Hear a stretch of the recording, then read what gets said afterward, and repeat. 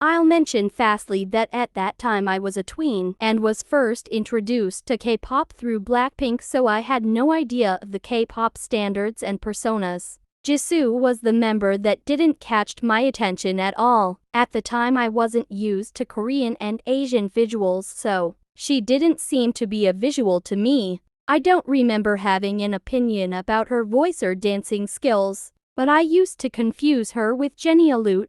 I remember while watching Bombayah, during member parts I would say, oh, there are 3 members, then when the chorus shows up, I'll be like, how is it there are only the 3 member solo parts, but the chorus has 4 members? Comparing to before, I changed my vision on this lady. Currently in my eyes she is a mature and smart street person, genuine.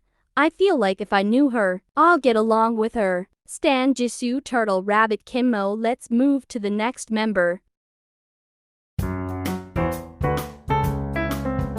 Comparing to Jisoo, Jennie was the total opposite. Jennie was the one that I focused on the most. I appreciated everything in her vocals, her rap, her persona, her way of talking, everything. So of course, you would have already guessed that was my first bias in the whole K-pop. I'll also mention that she was one of the online idols that haters didn't influence me on when I first came into K-pop, since I didn't knew that others had the purpose to spread a bad influence. I remember having threats and be insulted whenever I tried to defend her back in 2018-19 and watching Blinks and standing her day by day. The only thing that changed is that I know see her as a stern woman and an actual shy person in reality. She is an inspiration. Now let's move the next one.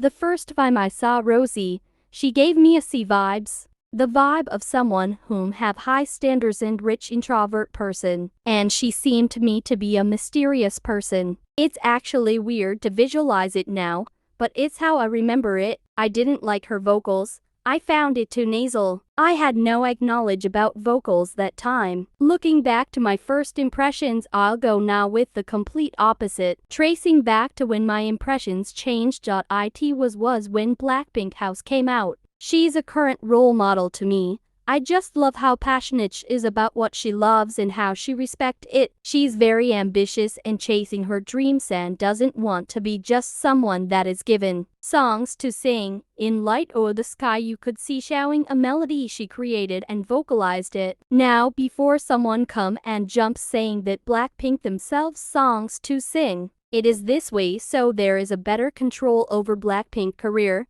We all know how they seek for quality. And as Teddy said himself, they do have a lot of songs recorded, but they only choose the best of the best. So I don't see them taking a risk as the group is at its peak, and some members are now participating in songs. Anyways, I just love Rosé and look forward her upcoming solo.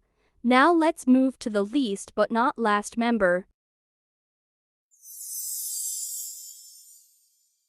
Now this one may be surprising for you, but I used to dislike Lisa a lot, like a lot. I wasn't jealous or anything, but it came naturally. It's acknowledged that we can't like everybody. Only hate can't be acceptable. So my first impressions was that I found Lisa annoying, which might came up from the fact that I wasn't used to this kind of persona. I can't explain the reason, but it might just be naturally like that. Despite the dislike disappeared, Lisa has always been my last favorite till 2020. But hey, don't get me wrong, I've never been a hater of her, and always a not for Blink. I didn't had an opinion about her vocals, but always found her rap being swaggy. For dancing, I actually never underestimated. I don't know how to define how I see her now. I found her very bubbly and strong regardless of those racist bastards that attack her for no reason. I got a little angry, lol. I hope that the hate will reduce this year, and people start to appreciate her.